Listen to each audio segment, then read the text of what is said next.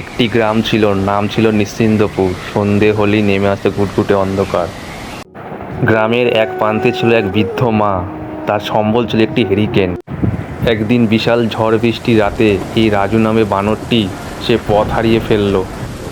বৃদ্ধ মা দরজা খুলে হাতে হ্যারিকেন নিয়ে দেখতে পেল রাজু বানরটি বৃষ্টিতে ভিজে কাঁপছে।